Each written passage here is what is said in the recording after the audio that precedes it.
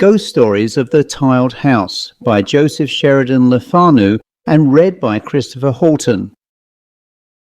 Old Sally always attended her young mistress while she prepared for bed.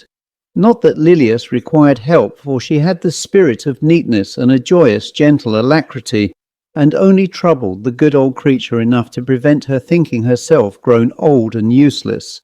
Sally, in her quiet way, was garrulous, and she had all sorts of old-world tales of wonder and adventure, to which Lilias often went pleasantly to sleep, for there was no danger while old Sally sat knitting there by the fire, and the sound of the rector's mounting upon his chairs, as was his wont, and taking down and putting up his books in the study beneath, though muffled and faint, gave evidence that that good and loving influence was awake and busy.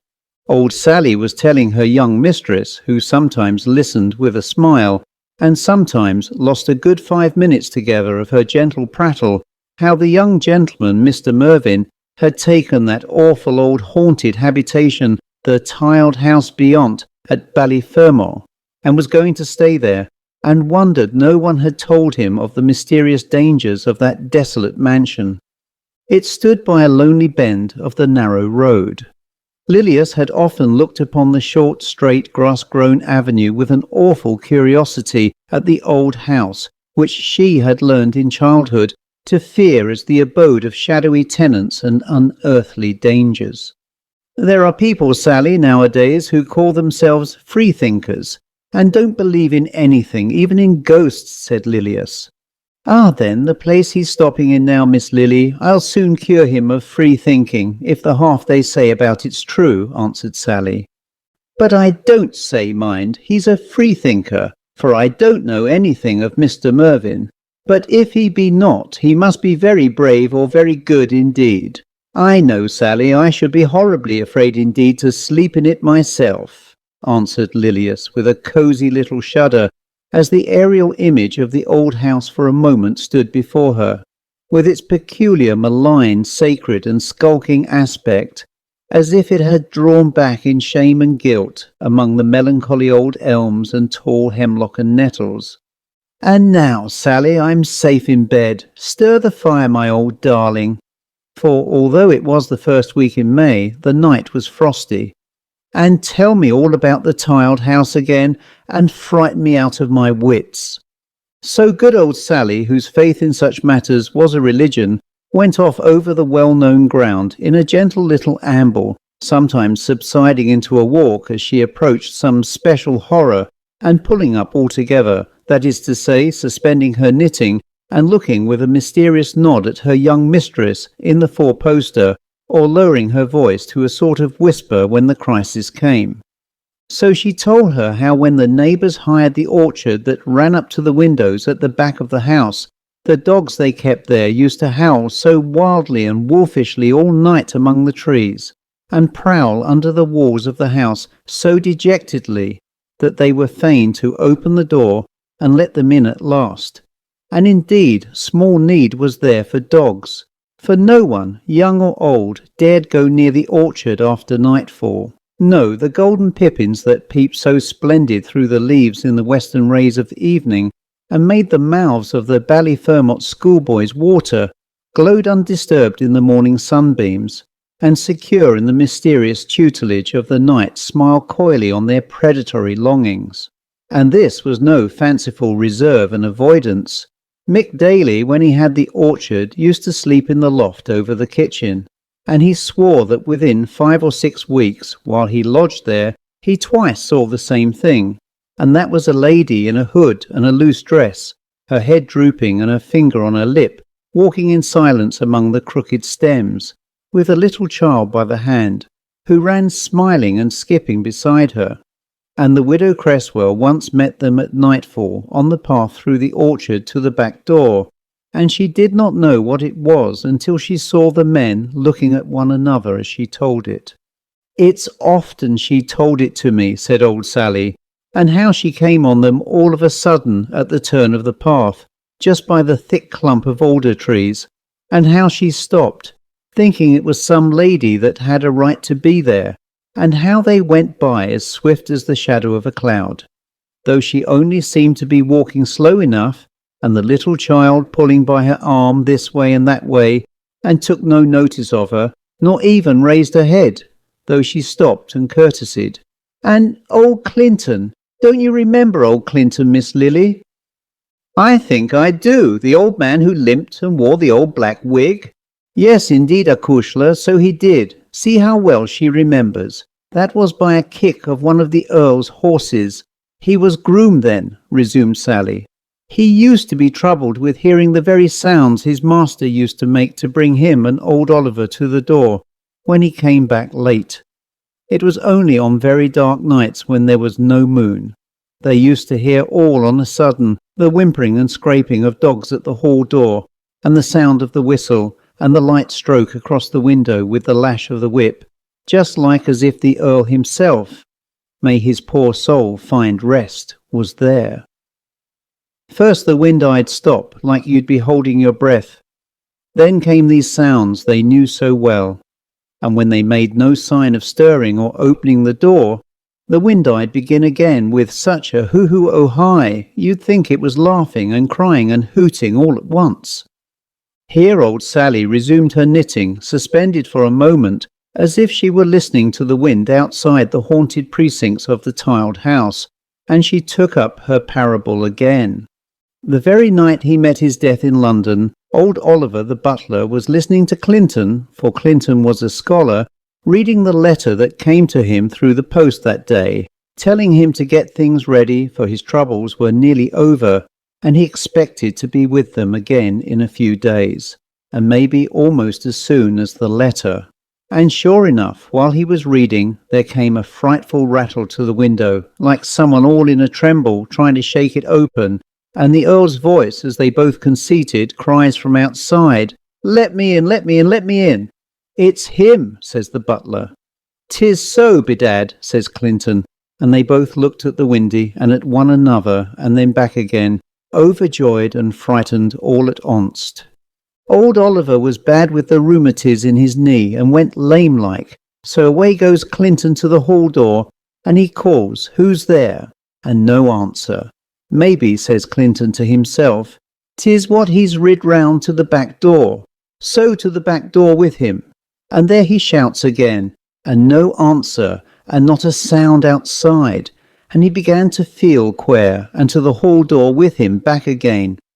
"Who's there? Do you hear? Who's there?" he shouts, and receiving no answer still. "I'll open the door at any rate," says he. "Maybe it's what he's made his escape, for they knew all about his troubles, and wants to get in without noise. So praying all the time, for his mind misgave him it might not be all right. He shifts the bars and unlocks the door. But neither man, woman, nor child, nor horse, nor any living shape was standing there. Only something or another slipped into the house close by his leg. It might be a dog or something that way, he could not tell, for he only seen it for a moment with the corner of his eye, and it went in just like as if it belonged to the place. He could not see which way it went, up or down, but the house was never a happy one, or a quiet house after, and Clinton bangs the hall door, and he took a sort of a turn and a trembling, and back with him to Oliver the butler, looking as white as the blank leaf of his master's letter that was fluttering between his finger and thumb. "What is it? What is it?" says the butler, catching his crutch like a wapon, fastening his eyes on Clinton's white face, and growing almost as pale himself. "The master's dead," says Clinton, and so he was, signs on it.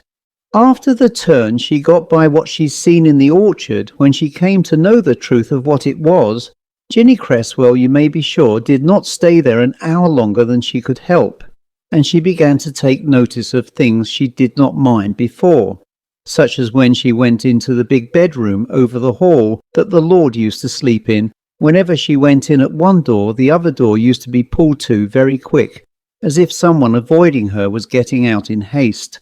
But the thing that frightened her most was just this, that sometimes she used to find a long straight mark from the head to the foot of her bed, as if 'twas made by something heavy lying there, and the place where it was used to feel warm, as if, whoever it was, they only left it as she came into the room. But the worst of all was poor Kitty Haplin, the young woman that died of what she'd seen. Her mother said it was how she was kept awake all the night with the walking about of someone in the next room, tumbling about boxes and pulling over drawers and talking and sighing to himself. And she, poor thing, wishing to go asleep and wondering who it could be, when in he comes, a fine man, in a sort of loose silk morning dress, and no wig, but a velvet cap on, and to the windy with him quiet and aisy, and she makes a turn in the bed to let him know there was someone there, thinking he'd go away.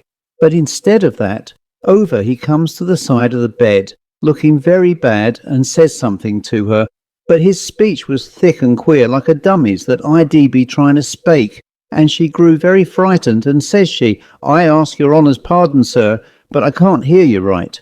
And with that he stretches up his neck nigh out of his cravat, turning his face up towards the ceiling, and, grace between us and harm, his throat was cut across like another mouth, wide open, laughing at her. She seen no more, but dropped in a dead faint in the bed, and back to her mother with her in the morning, and she never swallowed, bit or sup more, only she just sat by the fire holding her mother's hand, crying and trembling, and peeping over her shoulder, and starting with every sound, till she took the fever and died, poor thing, not 5 weeks after. And so on and on and on flowed the stream of old Sally's narrative, while Lilias dropped into dreamless sleep, and then the storyteller stole away to her own tidy bedroom and innocent slumbers.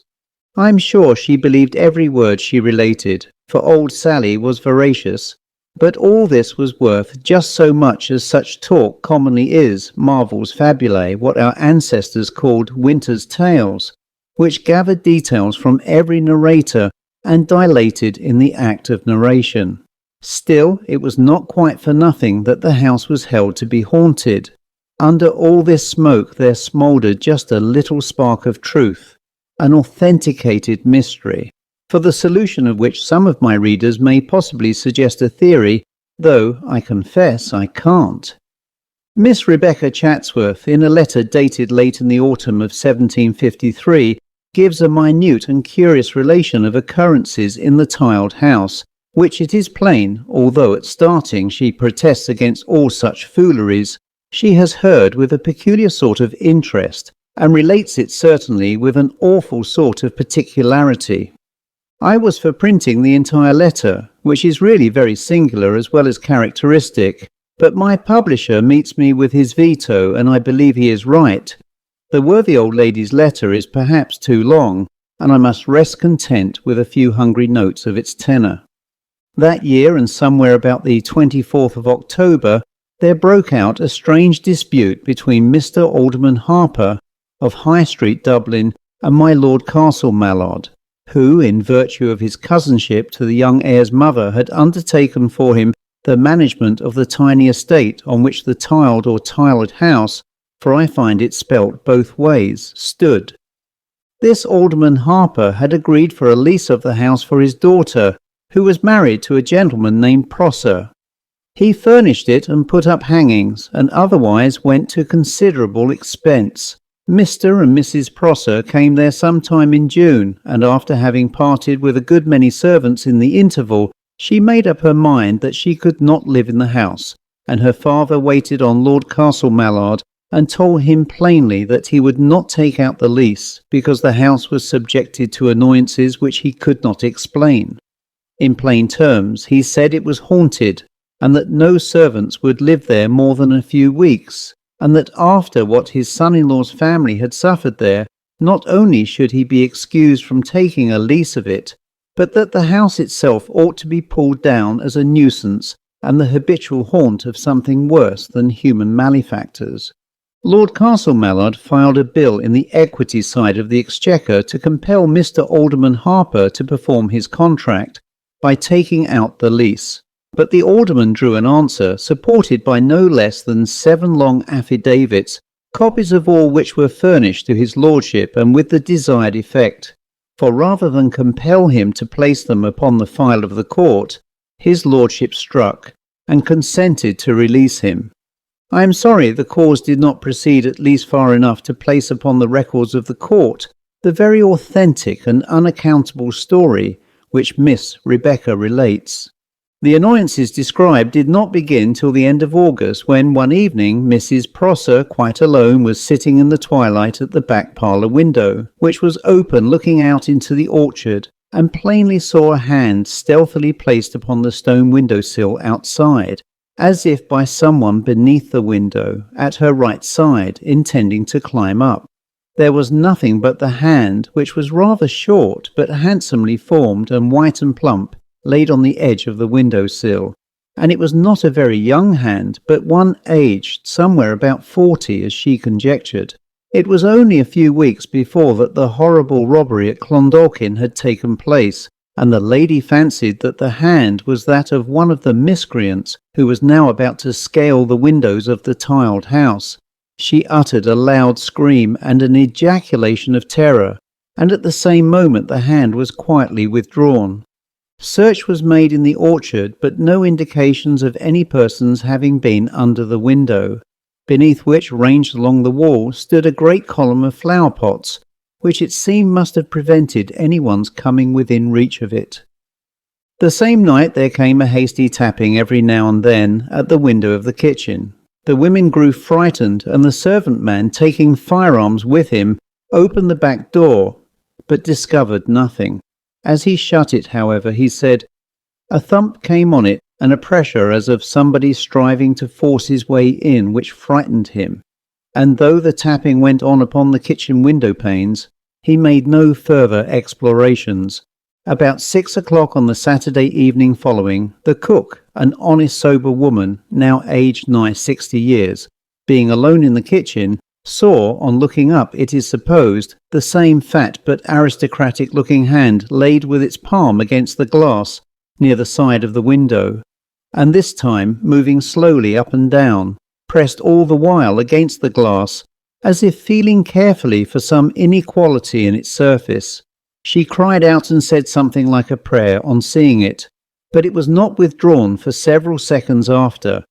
After this, for a great many nights, there came at first a low, and afterwards an angry rapping, as it seemed, with a set of clenched knuckles at the back door, and the servant man would not open it, but called to know who was there, and there came no answer, only a sound, as if the palm of the hand was placed against it, and drawn slowly from side to side, with a sort of soft groping motion.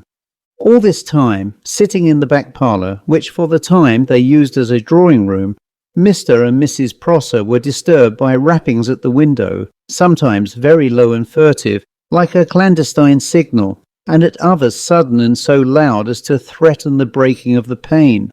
This was all at the back of the house, which looked upon the orchard, as you know.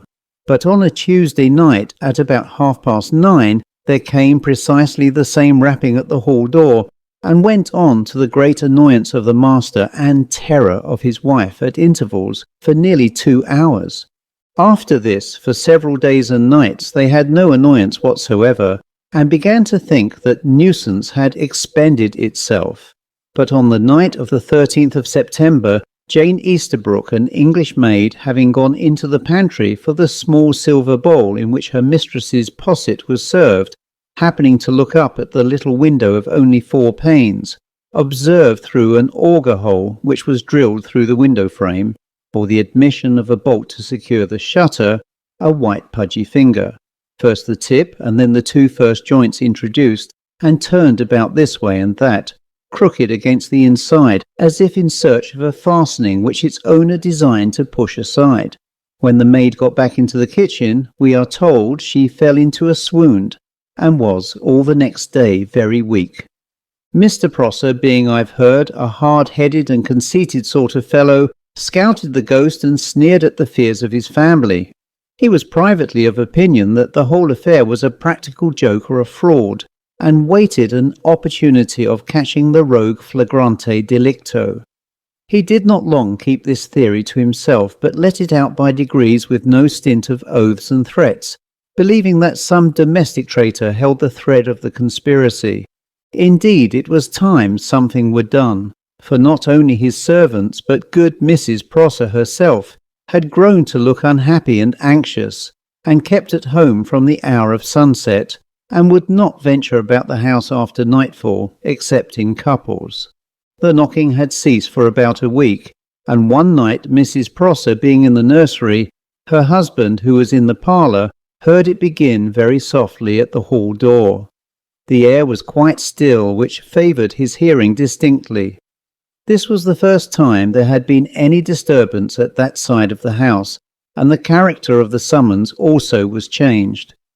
Mr. Prosser, leaving the parlour door open it seems, went quietly into the hall. The sound was that of beating on the outside of the stout door, softly and regularly, with the flat of the hand. He was going to open it suddenly, but changed his mind, and went back very quietly, and on to the head of the kitchen stair, where was a strong closet over the pantry, in which he kept his firearms, swords and canes. Here he called his manservant, whom he believed to be honest, and with a pair of loaded pistols in his own coat pockets, and giving another pair to him, he went as lightly as he could, followed by the man, and with a stout walking cane in his hand, forward to the door. Everything went as Mr. Prosser wished. The besieger of his house, so far from taking fright at their approach, grew more impatient, and the sort of patting which had aroused his attention at first assumed the rhythm and emphasis of a series of double knocks. Mr. Prosser, angry, opened the door with his right arm across, cane in hand. Looking, he saw nothing, but his arm was jerked up oddly, as it might be with the hollow of a hand, and something passed under it with a kind of gentle squeeze. The servant neither saw nor felt anything, and did not know why his master looked back so hastily, cutting with his cane and shutting the door with so sudden a slam. From that time Mr. Prosser discontinued his angry talk and swearing about it, and seemed nearly as averse from the subject as the rest of his family. He grew, in fact, very uncomfortable, feeling an inward persuasion that when, in answer to the summons, he had opened the hall door, he had actually given admission to the besieger. He said nothing to Mrs. Prosser, but went up earlier to his bedroom, where he read a while in his Bible and said his prayers. I hope the particular relation of this circumstance does not indicate its singularity.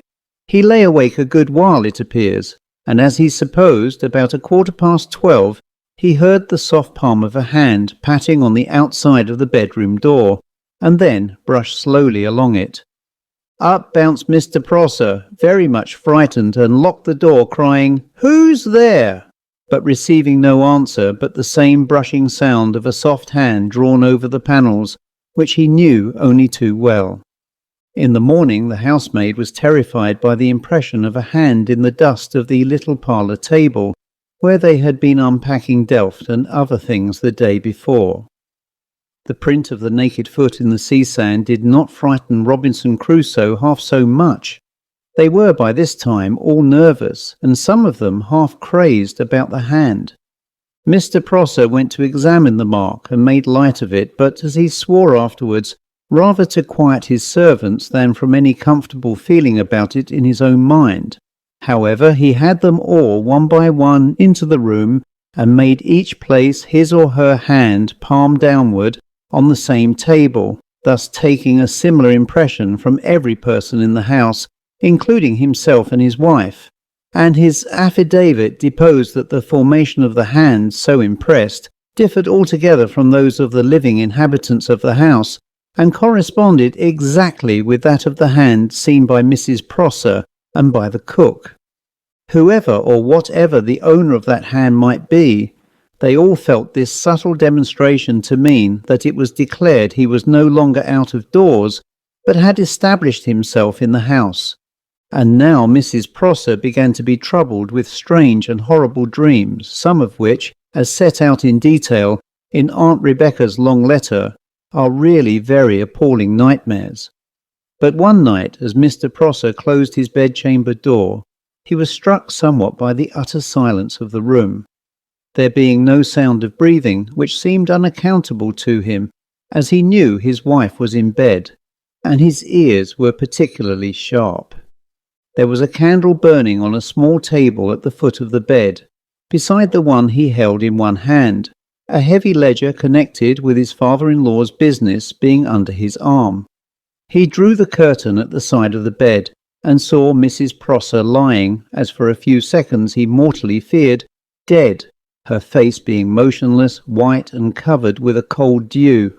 And on the pillow, close beside her head, and just within the curtains, was the same white fattish hand, the wrist resting on the pillow, and the fingers extended towards her temple with a slow, wavy motion. Mr. Prosser, with a horrified jerk, pitched the ledger right at the curtains behind which the owner of the hand might be supposed to stand. The hand was instantaneously and smoothly snatched away. The curtains made a great wave, and Mr. Prosser got round the bed in time to see the closet door, which was at the other side, drawn close by the same white puffy hand as he believed. He drew the door open with a fling and stared in, but the closet was empty, except for the clothes hanging from the pegs on the wall, and the dressing table and looking-glass facing the windows. He shut it sharply and locked it, and felt for a minute, he says, as if he were like to lose his wits.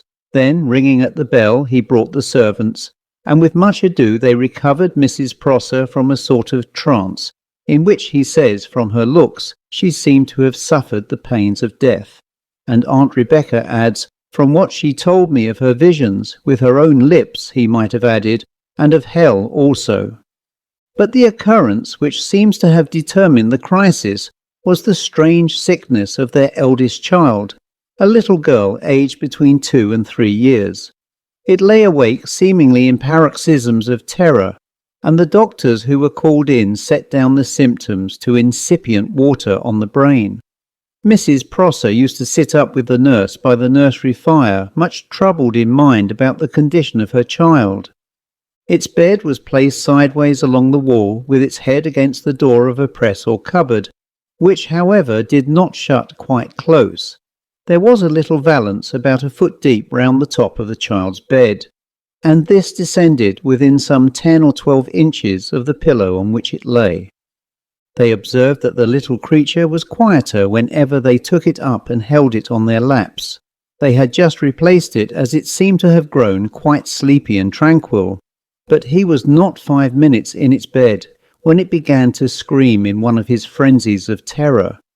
At the same moment the nurse for the first time detected, and Mrs. Prosser equally plainly saw, following the direction of her eyes, the real cause of the child's sufferings. Protruding through the aperture of the press and shrouded in the shade of the valance, they plainly saw the white fat hand, palm downwards, presented towards the head of the child. The mother uttered a scream and snatched the child from its little bed, and she and the nurse ran down to the ladies' sleeping room, where Mr. Prosser was in bed, shutting the door as they entered, and they had hardly done so when a gentle tap came to it from the outside. There is a great deal more, but this will suffice. The singularity of the narrative seems to me to be this, that it describes the ghost of a hand, and no more. The person to whom that hand belonged never once appeared, nor was it a hand separated from a body, but only a hand so manifested and introduced that its owner was always, by some crafty accident, hidden from view. In the year 1819, at a college breakfast, I met a Mr. Prosser, a thin, grave but rather chatty old gentleman with very white hair drawn back into a pigtail, and he told us all, with a concise particularity, a story of his cousin James Prosser, who, when an infant, had slept for some time in what his mother said was a haunted nursery in an old house near Chapelizod, and who, whenever he was ill, over-fatigued, or in any wise feverish, suffered all through his life as he had done from a time he could scarce remember, from a vision of a certain gentleman, fat and pale, every curl of whose wig, every button and fold of whose lace clothes, and every feature and line of whose sensual, malignant, and unwholesome face was as minutely engraven upon his memory as the dress and lineaments of his own father's portrait, which hung before him every day at breakfast, dinner, and supper.